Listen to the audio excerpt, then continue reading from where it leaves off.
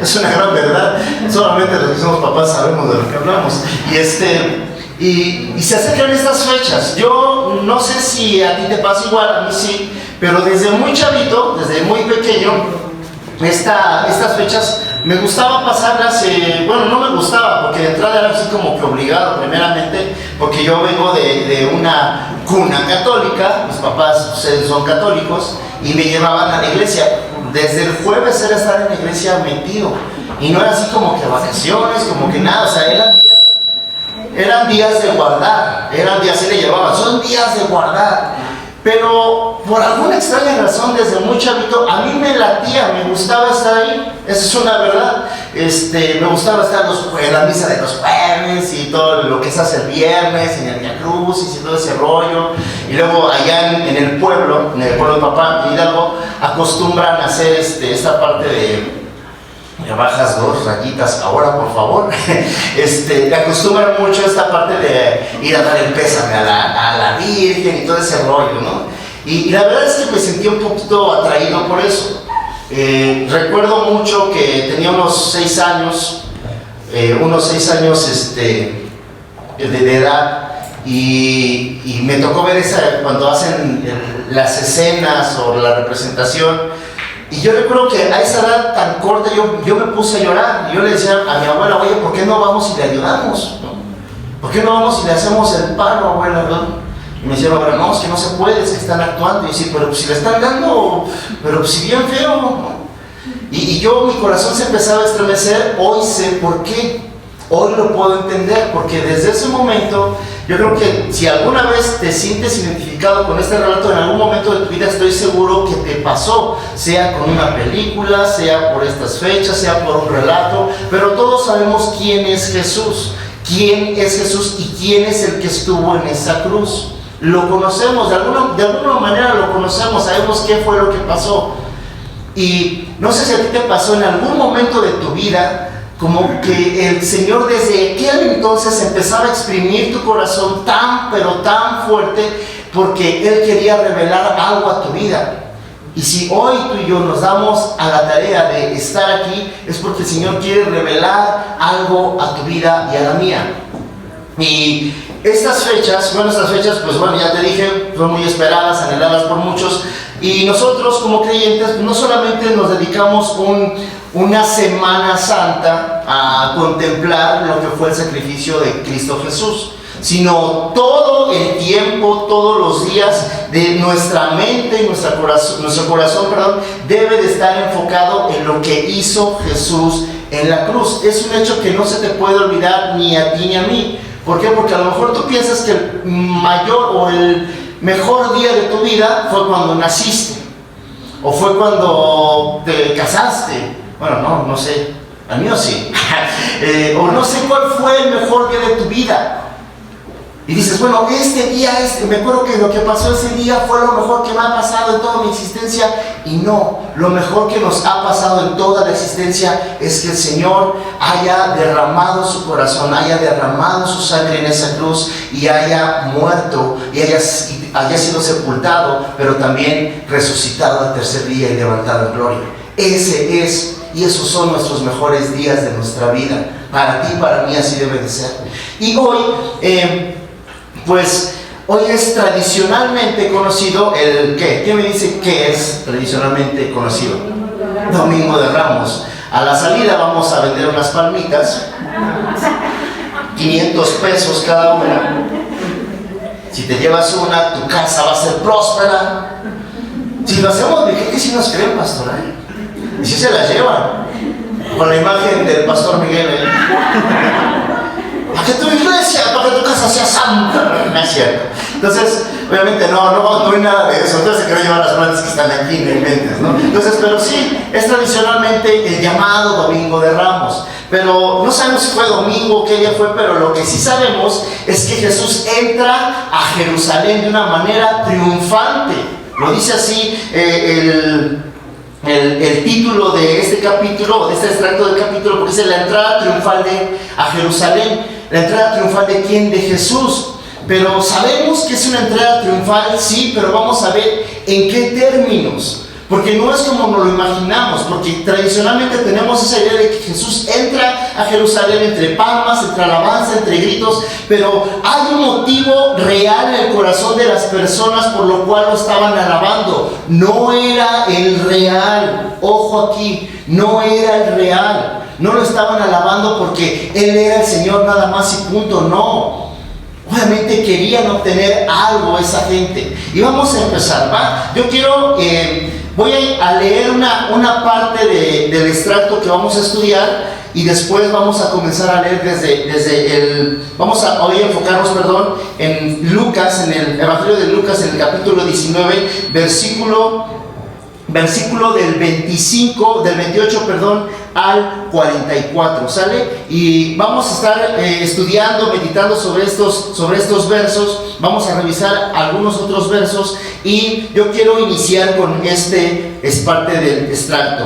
Dice aquí, dicho esto, iba delante subiendo a Jerusalén, y aconteció que llegando cerca de Betfagé y de Betania al monte que se llamaba de los Olivos, envió 2 de sus discípulos diciendo: id a la aldea de frente, y al entrar en ella hallaréis a un pollino atado, en el cual ningún hombre ha montado jamás. Desatadlo y traedlo, y si alguien os preguntare por qué lo desatáis, le responderéis: así, porque el Señor lo necesita. Vamos a orar. Padre, en el nombre de Jesús, hoy te damos gracias, Señor, por tu palabra. Hoy te damos gracias por lo que tú pones a nuestra mesa, Señor.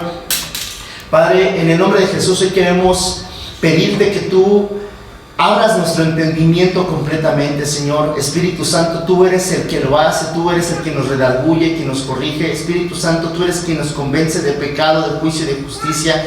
Y hoy te pedimos, Espíritu de Dios, que tú desciendas fuertemente a nuestros corazones y que abras nuestro entendimiento, que esta palabra que va a ser depositada sea sembrada en nuestro corazón, y nuestro corazón sea tierra fértil para ella, para que esta palabra crezca, Señor. No queremos ser solamente oidores, Señor, sino también queremos ser hacedores de la misma, Señor. Te pedimos, Espíritu Santo, tu respaldo, y te pedimos, Dios, que tú hables a nuestra vida, que tú nos enseñes, que tú nos ministres. Como siempre, Señor, te damos todo el honor y toda la gloria a ti, mi Dios, en el nombre de Jesús. Amén y amén. Y estamos en este tiempo en el cual Jesús llega a Jerusalén. Está entrando, dice aquí, que entra por Betfagé y Betania. Estas ciudades, estas comunidades estaban cerca de 3 kilómetros de Jerusalén. Eran ciudades que Jesús acostumbraba entrar o quedarse ahí porque él tenía conocidos o amistades ahí, dado que Lázaro y sus hermanas eran de ahí, de Betania precisamente, y ellas o ellos vivían ahí. Y este relato que estamos leyendo, que vamos a leer, ocurre después o unas semanas después de que Jesús resucita a Lázaro. Es decir, había muchísimas personas, muchísima gente que fueron testigos de que el Señor levanta de entre los muertos a Lázaro. Hubo una multitud, dice la palabra, pero también cuando Jesús está viviendo este momento junto con sus discípulos, hay una parábola que él enseña. Antes de eso pasa y se encuentra con Zaqueo, se queda a predicar en su casa y enseña algo referente a lo que es el reino de los cielos. No se refiere a los dones espirituales, sino se refiere a lo que el Señor da. Dice que da unas minas son 3 meses de salario en aquel entonces. Y empieza a narrar esa parábola, y después de esto ya es esta entrada a Jerusalén. Ojo aquí, Jesús tenía una amenaza fuerte de muerte si volvía a Jerusalén. Jesús estaba amenazado de muerte. Ya le habían dicho a los fariseos: no vuelvas a entrar, porque si vuelves a entrar te vamos a matar. Pero nuestro Señor, obviamente, no le importó absolutamente nada. ¿Por qué? Porque él conocía y sabía el propósito por el cual había sido diseñado. No había sido diseñado para hacer muebles y ser carpintero.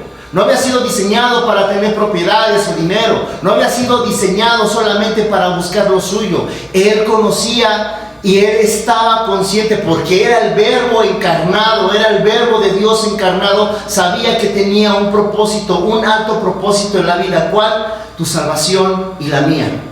Eso era el propósito de Jesús. Y Jesús entra a esta ciudad y prácticamente, volvemos a leer el texto que dice que entra en Betania.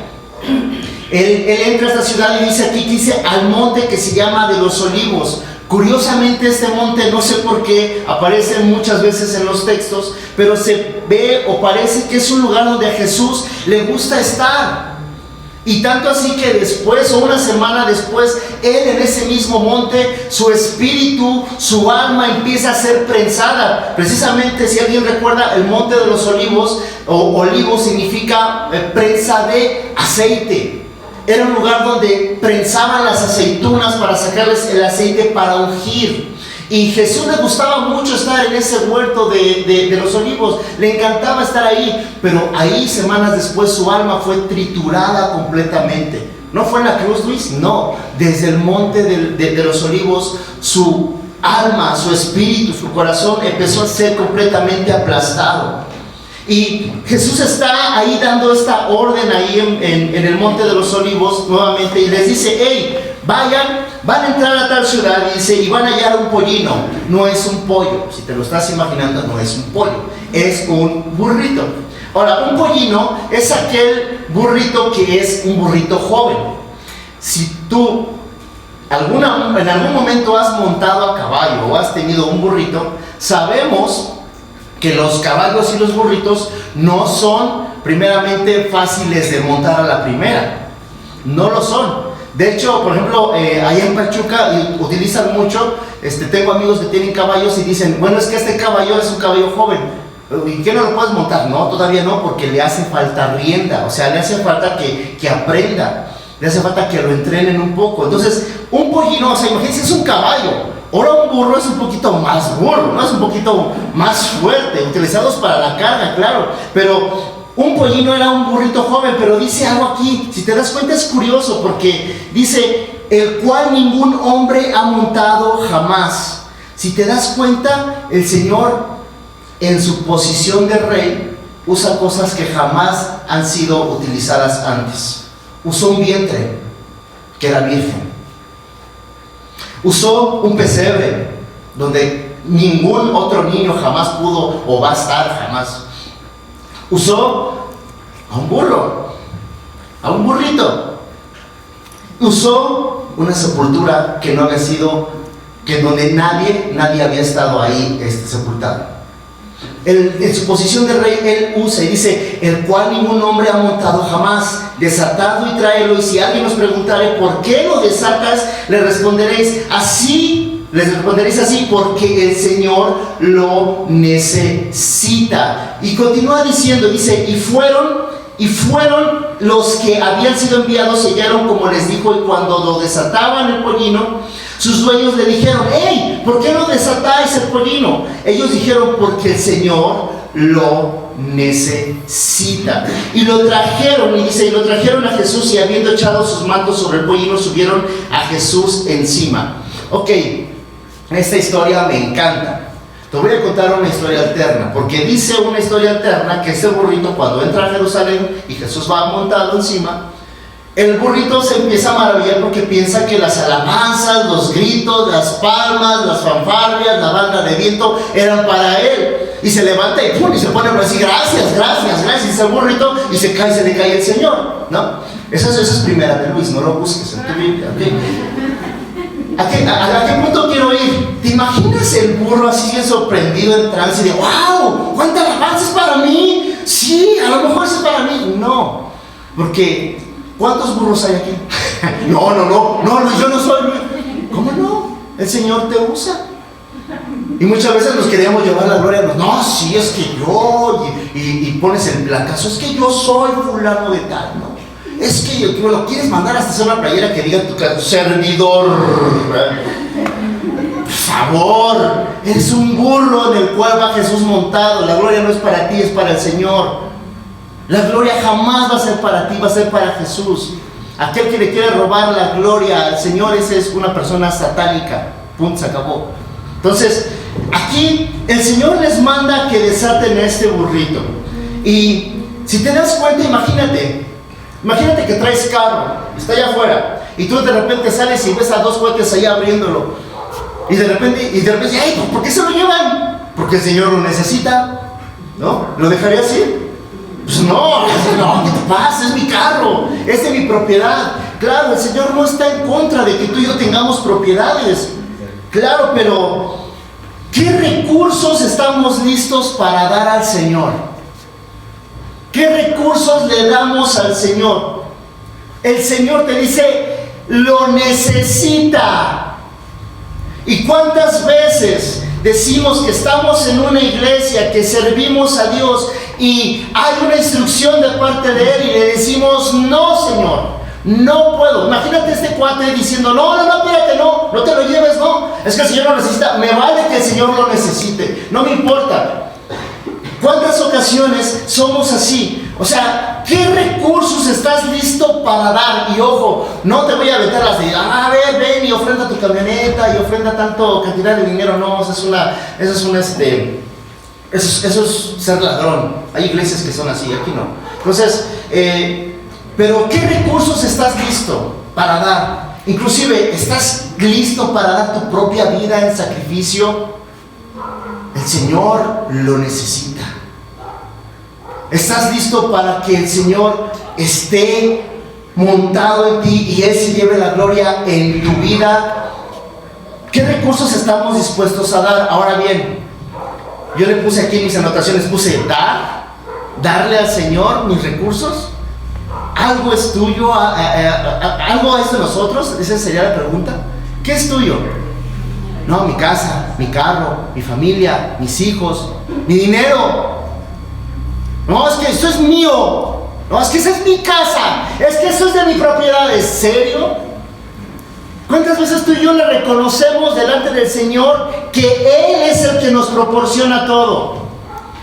Y sí, voy a tocar la parte de nuestros diezmos y de nuestras ofrendas. Si tú eres nuevo, si tú vienes por primera vez, no me hagas caso, porque eso lo va a hacer el Señor en tu corazón. Pero ¿cuántos estamos dispuestos a dar a la casa del Señor?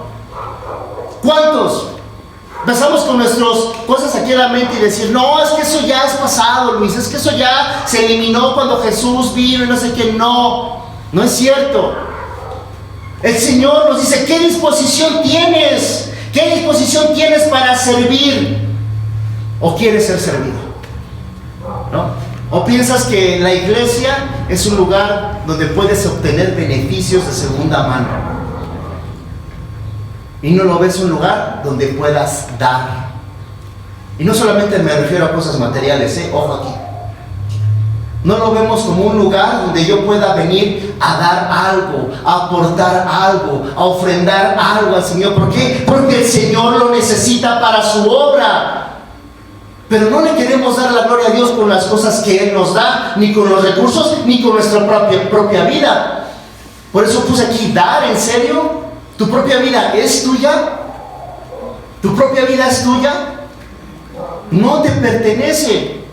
Por eso Job le decía, hey, Señor, de oídas te había oído, pero hoy, Señor, mi corazón te conoce. ¿Por qué? Porque el soberbio de Job le tuvieron que doblar la mano, lo tuvieron que darle una rastriza al Señor. El Señor le tuvo que dar una rastriza para darse cuenta y dice, hey, de oídas te había oído, pero hoy, Señor, mi corazón te conoce.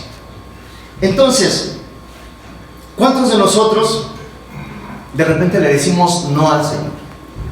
No, Señor, hoy no tengo tiempo, es que hoy trabajo. No, Señor, es que hoy tengo cosas que hacer, o es que tengo otros asuntos que atender.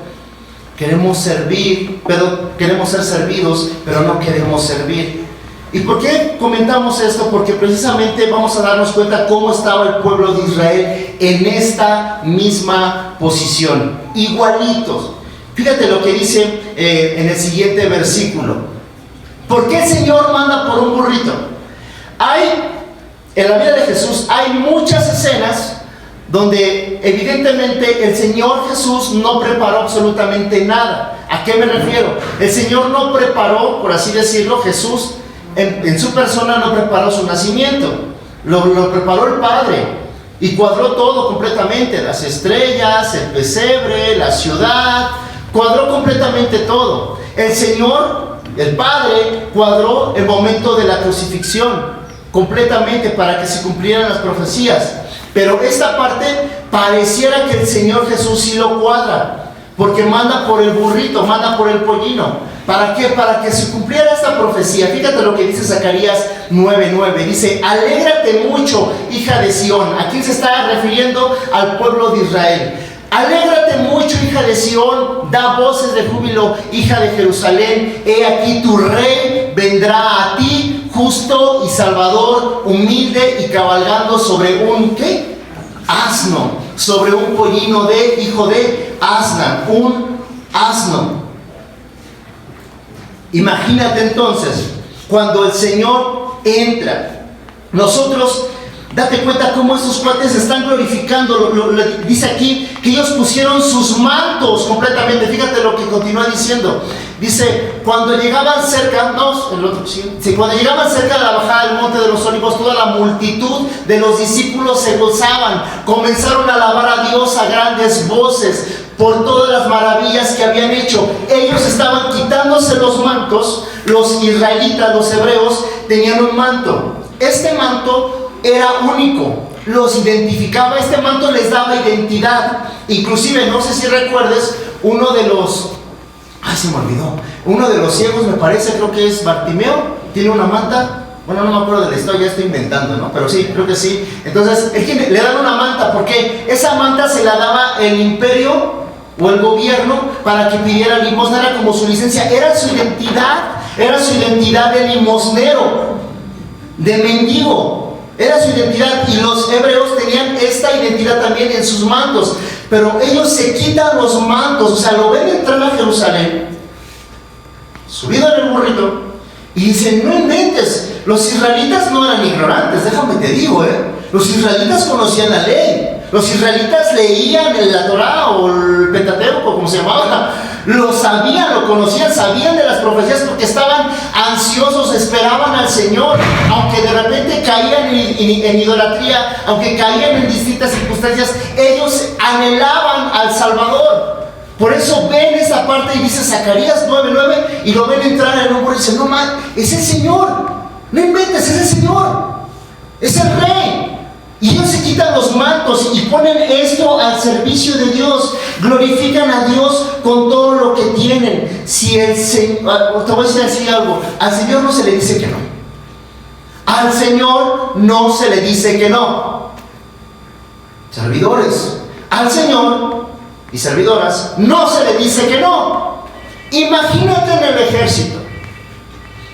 Imagínate que estás en el ejército. Pues aquí tenemos uno de la honorable policía de la CDMX, ¿verdad? ¿Le puedes decir que no a tu superior? No. ¿Qué pasa si le dices que no? Te arrestan. Te arrestan, mínimo. En el ejército, imagínate. Si tú le dices que no a un general, pues, adiós, te llamabas, brother. ¿Por qué tú y yo le decimos que no al Señor? ¿Qué nos sentimos tan soberbios, en serio? Diría el pastor: nos sentimos muy picudos, en serio, para decirle no al Señor. Qué soberbia, la verdad, qué soberbia. Qué soberbios somos, en serio. De que dices: no, Señor, ahorita no. Esto puede esperar. Esto lo puedo aplazar. Ellos estaban reconociendo y dicen: ahí viene el Señor, es Él. Y se quitan sus mantos y dice en Mateo, en el Evangelio de Mateo, que unos de ellos quitan ramas, quitan palmas y empiezan a alabarle y a hacerle las reverencias de un rey. Dice aquí que había una multitud tan grande. Cerca, se dicen los historiadores, que estos tiempos de la Pascua, donde se celebraba la Pascua, subían de distintas ciudades a Jerusalén, porque era así como la metrópoli de Israel. Iban al templo porque era el tiempo de la Pascua. Se juntaban cerca de 2 millones de personas, casi como 8 o 9 veces el Estadio Azteca lleno. Imagínate 8 o 9 estadios aztecas ahí en Jerusalén. O sea, sé que a Jesús no lo recibió un grupito ahí, así como los candidatillos que ahorita están en campaña, ahí con sus gorritas. No, o sea, no creas que es así como que nada más una pequeña parte, no. Lo recibió 2 millones de personas, 2 millones de personas que estaban anhelando y que estaban viendo las señales de que Él era el rey. Lo estaban reconociendo. Pero ojo aquí, porque dice aquí, dice, ellos daban voces por todas las maravillas que habían visto, diciendo, bendito el rey que viene en el nombre del Señor. Esto se traduce como Hosana al hijo de David. Decían otros, en Mateo lo narra, Hosana al hijo de David, bendito sea el que viene en el nombre del Señor, paz en el cielo y gloria en las alturas.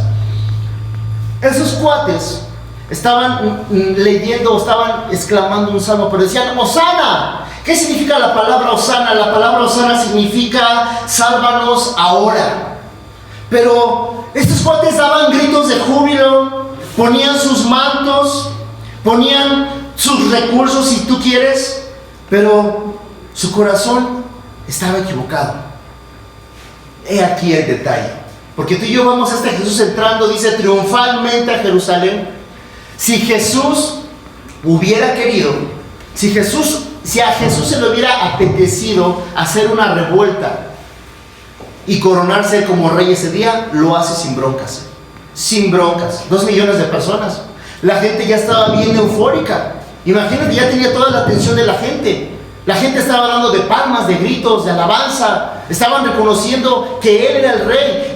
Jesús en este preciso momento tenía toda la facultad para armar una revuelta y para liberar al pueblo de Israel de la opresión del pueblo de Roma. Pero era lo que estos cuates querían. ¿Quiénes? Los israelitas.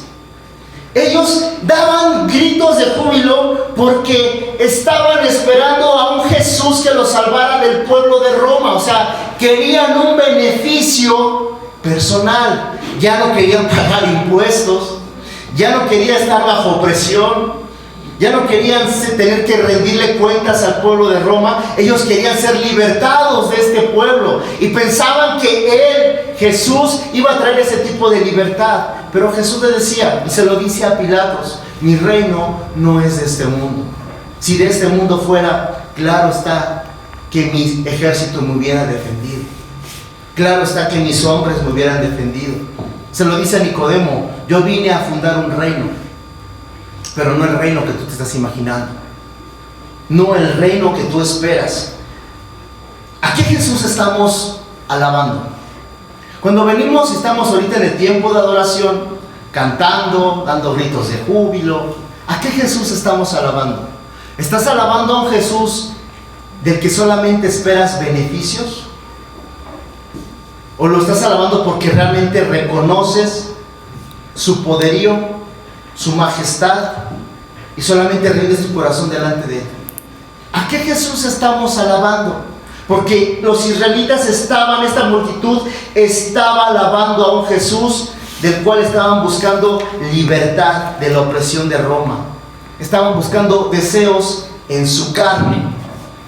¿No será que tú y yo somos como el pueblo de Israel, que estamos esperando un libertador, pero en nuestra propia carne, en nuestras fuerzas, que solamente acomode las cosas a nuestro parecer? ¿Cuántos de nosotros somos aquellas personas que le hacemos una exigencia a Dios lejos de orar? ¿Cuántos de nosotros somos los que queremos acomodar todo completamente, todo absolutamente, todos los escenarios, pero que estén solamente a favor nuestro, no al de los demás? Donde solamente yo me sienta cómodo, donde solamente yo pueda estar bien, donde solamente mi familia pueda estar bien. ¿Cuántos somos aquellos que solamente buscamos el beneficio personal? Porque Jesús, si hace esta entrada triunfal, no es para buscar su beneficio personal, no es para buscar gloria. De hecho, Él lo dice, gloria de hombres no recibo.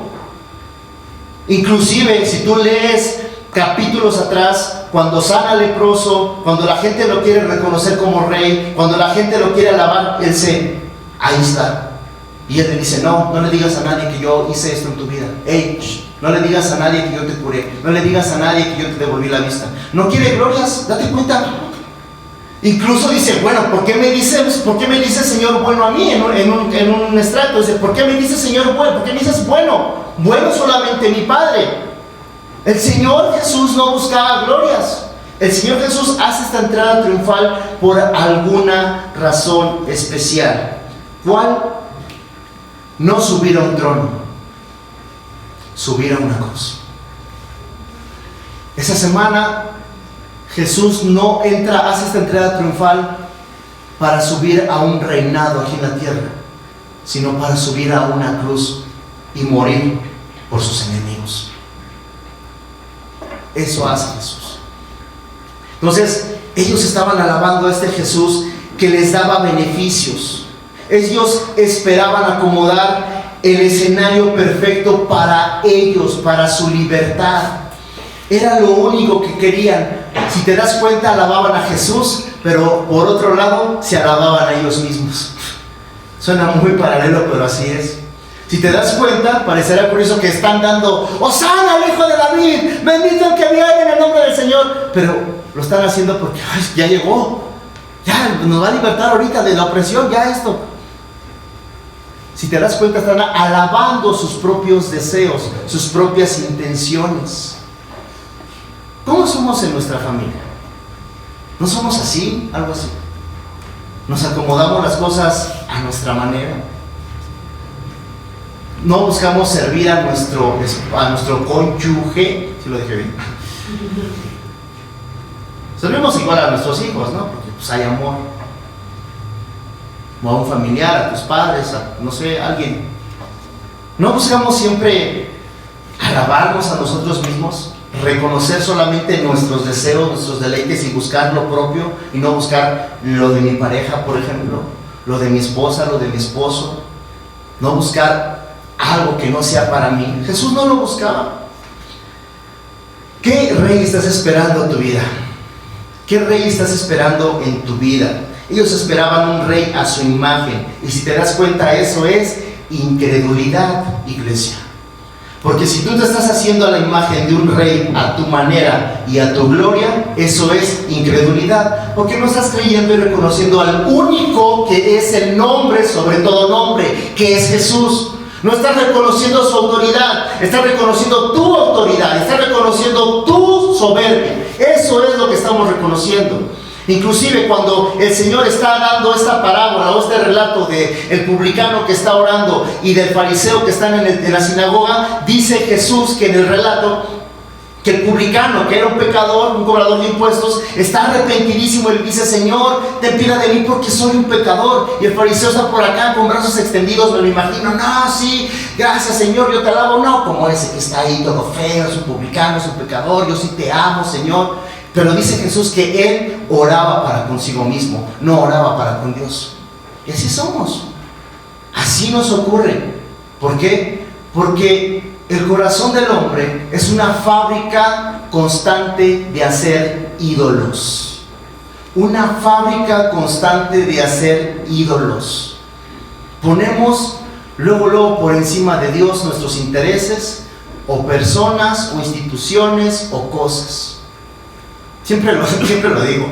Somos fan de las cosas creadas, no del Creador.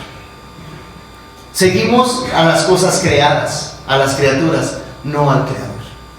Y ellos, los israelitas, estaban haciendo eso. Reconocían según a Jesús como rey, pero al final era incredulidad, porque no venía a instituir Jesús este reino. Fíjate lo que dice, lo que continuó diciendo. Entonces, dice: entonces algunos de los fariseos de entre la multitud le dijeron: Maestro. Claro, los fariseos entran en acción. Los fariseos llegan a esta escena. Los fariseos hacen su aparición. Y ojo, no los taches de gachos, ¿va? Porque ahorita te voy a explicar por qué. Porque dice: entonces algunos de los fariseos de entre la multitud le dijeron: Maestro, reprende a tus discípulos, repréndelos. ¿Por qué les dice esto? Porque si tú te das cuenta, los fariseos, este fariseo que le dice eso no está mal. O sea, no estaba mal lo que le estaba diciendo. Si lo ponemos ahorita en este contexto actual, este fariseo estaba siendo bíblico. Decía: no, o sea, nadie se puede proclamar rey. ¿Qué pasó? O sea, no puede recibir toda la alabanza. Le dice: repréndelos, eso está mal. Este fariseo, dueño o que se creían dueños de la ley, estaba siendo bíblico. Pero ¿qué ocurre? Este cuate quizás conocía bastante de ley, conocía bastante de la palabra, conocía bastante de lo que el Señor hablaba a través de las dura. Pero le faltaba algo, un corazón sensible. Un corazón sensible. ¿A qué? A la necesidad que estaba ahí en Jerusalén. No tenían un corazón sensible. Y le continúa diciendo, repréndelo. Y Jesús le dice, os digo que si estos callaran, las piedras mismas clamarían. Jesús le dice, ok, ¿quieres que calle toda esta gente? Pero si ellos callan, las piedras mismas van a cobrar voz y van a alabar. Y fíjate lo que dice en la siguiente diapositiva. Estos cuates estaban dando y cantando esto. El Salmo 118, 21 y 26 dice, te alabaré porque me has oído y me fuiste por salvación. Dice, me fuiste por salvación. Este extracto de este salmo lo podemos ver como un salmo mesiánico. ¿Qué es esto? Un salmo que está anunciando al Mesías. Dice, porque me has oído y me fuiste por salvación. La piedra, escucha, la piedra que desecharon los edificadores ha venido a ser la cabeza del ángulo. ¿Cuál piedra? Jesús decía que él sobre esta roca edificaré mi iglesia. ¿A quién se refería? ¿A Pedro? No, a él mismo. Él era la roca. Pon tu vida, hay una parte que dice, pongo mi vida, o no sé cómo dice el Salmo, mi confianza sobre la roca. ¿Quién es la roca? Jesús. Edifico mi casa sobre la roca. ¿Sobre quién? Sobre Jesús. Dice, la piedra que desecharon los edificadores ha venido a ser la piedra del ángulo. ¿Quiénes eran los edificadores? Los israelitas. Y dice aquí, de parte de Jehová es esto y es cosa maravillosa a nuestros ojos. Este es el día que hizo Jehová. Desde este salmo de David, bueno, no sé quién lo escribió, perdón. Este salmo está anunciando a Jesús, quizás hasta un milenio, un poquito más de años antes de su nacimiento de Jesús. Igual que Zacarías había anunciado que iba a entrar sobre un pollino, lo hacía 600 o 500 años antes del nacimiento de Jesús. Y eso estaba anunciado. Dice, este es el día que hizo Jehová. ¿Cuál día? Donde Jesús está entrando a Jerusalén. Y dice, nos gozaremos y alegraremos en él. Oh Jehová, sálvanos ahora. ¿Qué significa? Hosana. Dice, te ruego, oh Jehová, que nos hagas prosperar ahora. Y aquí está lo que estos israelitas estaban diciendo. Bendito el que viene en el nombre de Jehová, desde la casa de Jehová os bendecimos. Eso estaba anunciado muchísimos años antes del nacimiento de Jesús. Y los israelitas estaban dando voz. Te voy a decir algo, iglesia. Espero que no te ofendas, ¿va? Ahorita te hablábamos del burro, ¿no? No de este burro, del burro que está aquí. Bueno, también de este burro, ¿no? Pero decía, el Señor lo necesita. Pero te voy a decir algo. El Señor no necesita de tu alabanza.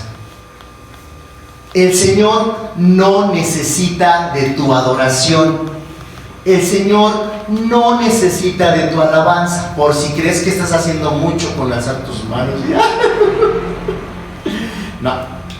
No necesita tu alabanza. Bueno, entonces, ¿por qué? ¿Por qué?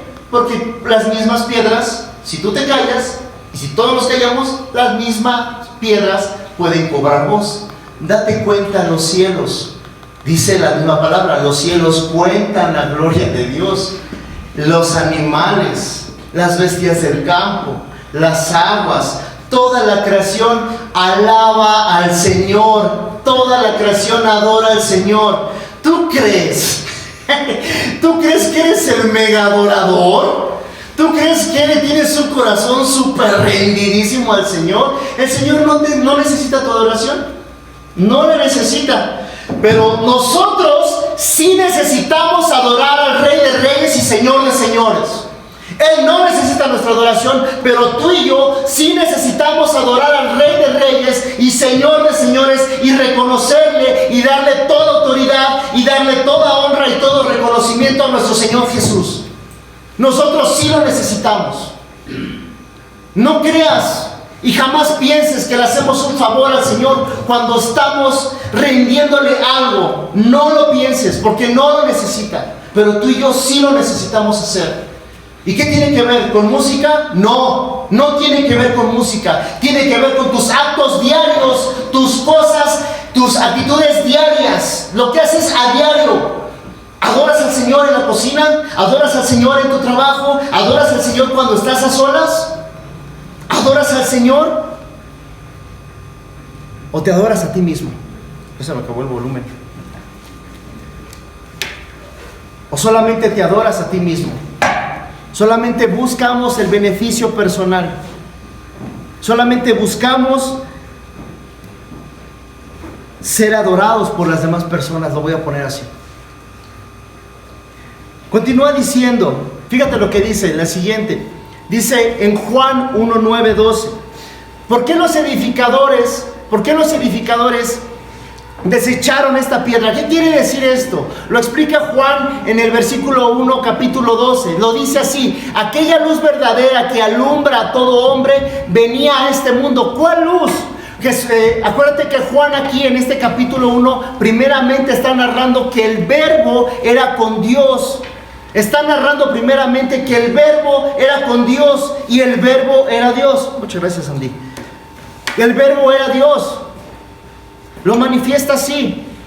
Y hay una parte en la cual Juan empieza a explicar esto. Aquella luz verdadera, ¿cuál? Jesús, que alumbra a todo hombre, venía a este mundo. En el mundo estaba y el mundo por él fue hecho. ¿Por quién? ¿Por quién fue hecho el mundo?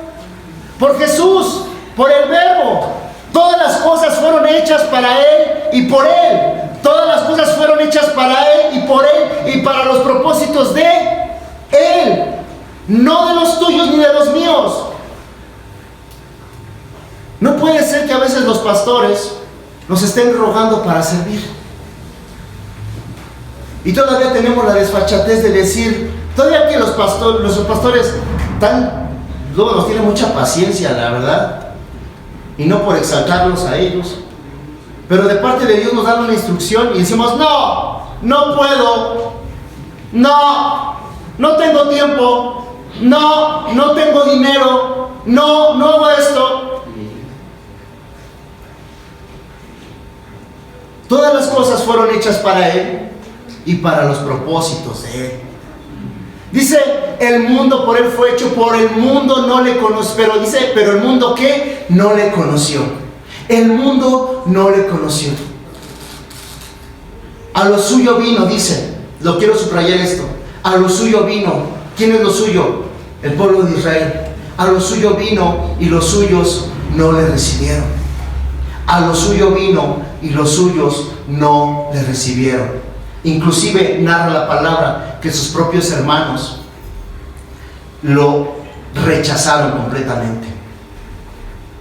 Inclusive narra la historia que sus propios familias lo rechazaban. A lo suyo vino y los suyos no le recibieron. Ahora bien, fíjate lo que dice, porque vamos a cambiar de historia. Bueno, no de historia, pero vamos a cambiar otra escena. Dice en el 41, y cuando llegó cerca de la ciudad, al verla lloró sobre ella, diciendo, oh, si también tú conocieses a lo menos en este tu día lo que es para tu paz, mas ahora estás encubierto de tus ojos, porque vendrán días sobre ti cuando tus enemigos te rodearán con vallado y te sitiarán por todas partes y te estrecharán. Y derribarán a tierra a tus hijos dentro de ti, y no dejarán en ti piedra sobre piedra, por cuanto no conociste el tiempo de tu visitación. Pero dice algo aquí. Dice, cuando llegó a la ciudad, al verla, dice, ¿qué? Lloró. Jesús, iglesia, déjame decirte que no es ajeno a tu dolor. No es ajeno a tu dolor. Jesús te conoce al detalle y sabe lo que estás pasando y sabe la tribulación que estás atravesando. Ahora, Jesús no es este Dios, no es el Señor que ignora tu sufrimiento, que ignora tu llanto. No, Él lo conoce. Él dice que lloró. Él derramó su corazón cuando vio a la ciudad, pero Él no está derramando su corazón por impotencia, y lo vamos a ver. Dice aquí, oh, si conocieras también el día de tu paz. La pregunta es, ¿qué es donde tú encuentras paz? ¿En qué lugares tú estás encontrando paz momentánea? Dice el Señor, si tú conocieras lo que es para tu paz. ¿A quién se refiere? A sí mismo. Se refiere a sí mismo. Si tú conocieras lo que es para tu paz, pero por eso decía Juan, A lo suyo vino y los suyos no le recibieron, no lo conocieron.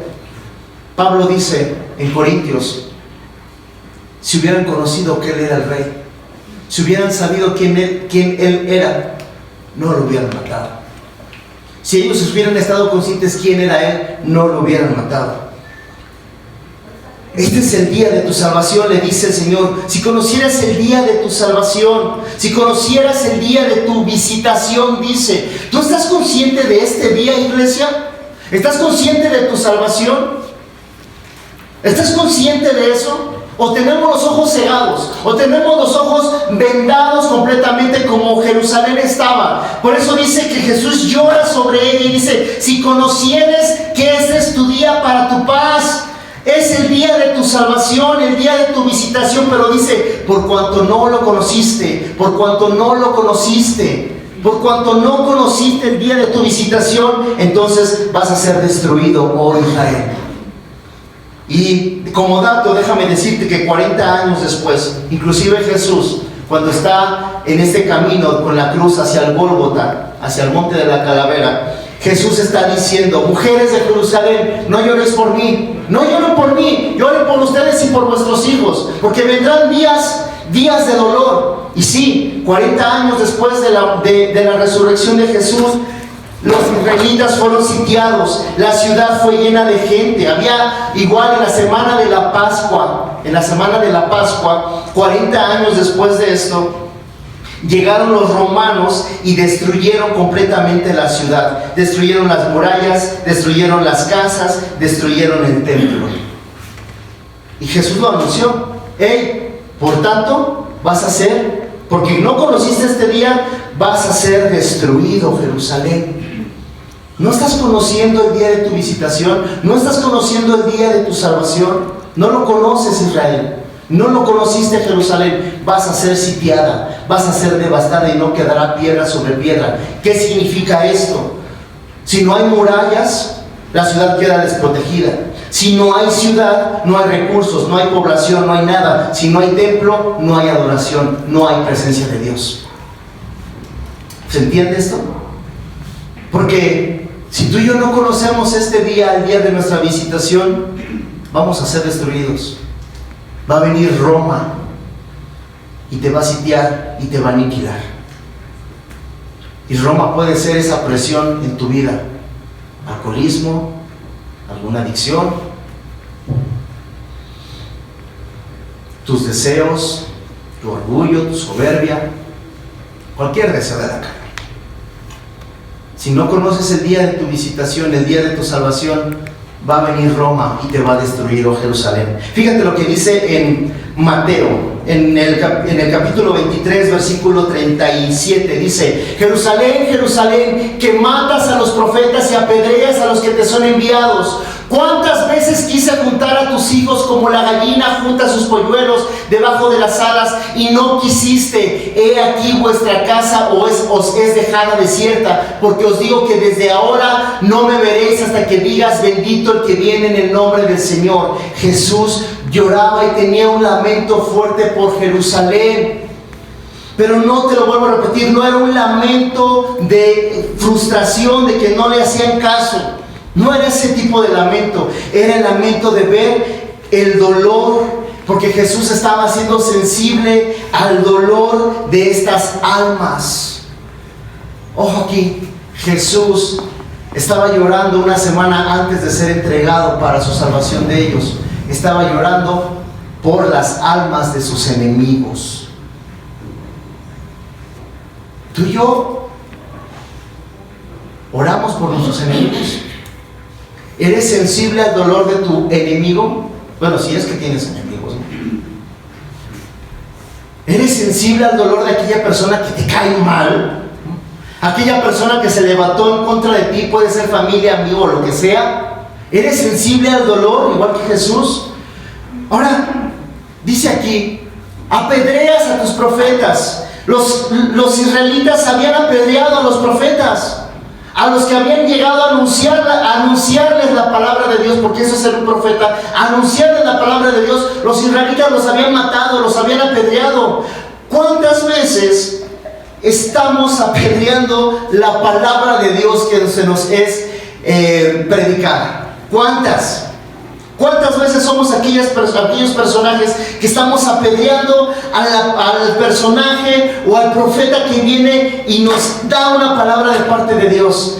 Ayer publicábamos en la página, cuando David peca, cuando David cae en adulterio y en asesinato, llega Natán, un profeta, a anunciarle la palabra de Dios. Y David no discute, David no le dice: uy, me ofendiste, en este reino no hay amor, mejor me voy a otro lado. No le dice eso. No, largo de aquí, ¿por qué te pones en mi contra? David cayó, vio que venía de parte del Señor, después de que había pecado, y David no discute y se arrepiente. ¿Cuántas veces apedreamos la palabra de Dios? ¿Y cuántas veces al mismo Señor le decimos no? ¿Cuántas veces el Señor ha querido atraerte hacia Él? ¿Cuántas veces el Señor te quiere atraer hacia sus brazos? ¿Cuántas veces y cuántas veces lo has rechazado? Dice aquí, como la gallina junta sus polluelos. Creo que esa historia ya la conté. Hubo un incendio en una comunidad de Estados Unidos, y creo que es Yellowstone o algo así. Y en este incendio, cuando una vez es consumido, los bomberos encuentran, no recuerdo, creo que era un ave, no recuerdo si era, no era una gallina, era un ave, no recuerdo qué tipo de ave era, pero la encuentran completamente calcinada, así de pie, con sus alas, muerta obviamente. Y cuando la mueven, abajo de las alas salen los polluelos vivos. Y no sé, pero esta historia me toca un poco porque fue lo mismo que Jesús hizo. En medio de las llamas que merecíamos tú y yo, Él nos puso como esa gallina junto a sus polluelos, nos abrazó, nos puso bajo sus alas, y Él recibió la muerte y recibió el castigo para que tú y yo viviéramos, y para que tú y yo tuviéramos vida, y vida en abundancia, y vida eterna. Pero hasta el día de hoy dice: ¿cuántas veces he querido atraerte hacia mí y tú no has querido? Por eso el Señor está en este lamento una semana antes de ser crucificado, una semana antes de ir a la cruz, una semana antes de ser sentenciado, una semana antes de que sus manos hermosas fueran traspasadas, una semana antes de que sus pies fueran traspasados, una semana antes de que recibiera un castigo de látigos. Más de 120 series de látigos cuentan los historiadores que recibió el cuerpo de Cristo. Antes, una semana antes, les estaba anunciando: hey, conozcan el día de la visitación, conozcan el día de su visitación. ¿Tú conoces este día? Porque hoy es el día de tu visitación, iglesia. Hoy puede ser el día de tu visitación, en el que el Señor entra de manera humilde, no en un caballo con fuerza y con estruendo y con poderío, no. Entra con humildad y decirte: hey, yo ya pagué el precio, lo que tú tenías que pasar yo ya lo pagué. El pecado te sigue lastimando y te va a seguir atormentando. El pecado te va a llevar a muerte. El buscar tus propios deseos, tus deleites, te va a llevar a exterminio. Vas a quedar sin murallas, vas a quedar sin ciudad, vas a quedar, lo más importante, sin templo. Conoce el día de tu visitación. Las lágrimas que el Señor Jesús estaba derramando en este momento no eran de frustración, eran de misericordia por ti y por mí, porque conocía el dolor del mundo, conocía el dolor de los israelitas, no eran de frustración. Lo que Jesús estaba derramando en su corazón, diciendo: Jerusalén, ¿cuántas veces he querido atraerte hacia mí? Tú nunca has querido. Lo que Jesús está diciendo aquí cuando está llorando y dice: hey, no conoces el día de tu visitación, este es el día de tu salvación y no lo conoces. No eran lágrimas de soberbia, eran lágrimas de misericordia soberana. Eran lágrimas de misericordia, de autoridad. Jesús lloró por el sufrimiento de sus enemigos. ¿Quiénes eran sus enemigos? ¿Los fariseos? Sí, eso, sí, Luis, ellos eran. Sí, los judíos, los romanos, no. Aquí estamos los enemigos de Dios. aquí estamos los enemigos del Señor. Y aun cuando éramos sus enemigos, el Señor se despojó de sí mismo. No le importaron sus prioridades, sus asuntos. No le importó absolutamente nada. Y entró de manera triunfal a Jerusalén. Pero triunfar no para los israelitas, triunfar para Él. Porque iba el Cordero en ese pollino sentado, listo para ir a derramar su sangre al monte de la calavera. Para que tú y yo hoy estuviéramos aquí. ¿Conoces el día de tu visitación? ¿Lo conoces? ¿O el sacrificio de Jesús a ti y a mí nos viene absolutamente en nada? Muchachos, ¿me acompañan, por favor? Ese es el día de nuestra visitación. Él fue sensible al dolor de las almas. ¿Estamos siendo sensibles al dolor de las almas? ¿Cuántos trabajan? ¿Cuántos van a trabajar? ¿Cuántos en tu trabajo saben que tú eres creyente, que tú eres cristiano? ¿Cuántos de tu trabajo saben que tú te niegas a ti mismo constantemente y sigues a Jesús? ¿Cuántos de tu trabajo, del mercado, de la escuela, de donde sea, ya han conocido a Jesús por ti? Por este burro que tiene que llevar arriba a Jesús y hablarle a las personas de Él. ¿Por qué? ¿Por qué no ha ocurrido así? ¿Por qué no hemos invitado a alguien más? Porque inclusive nosotros mismos estamos creyendo en lo que el Señor está haciendo en tu vida. Porque hay incredulidad. ¿Por qué nos quedamos callados y guardamos nuestra fe muy privada? Porque no estamos siendo sensibles al dolor de las almas. No estamos siendo sensibles. Y aquí es donde entiendes lo que de manera constante se nos comparte.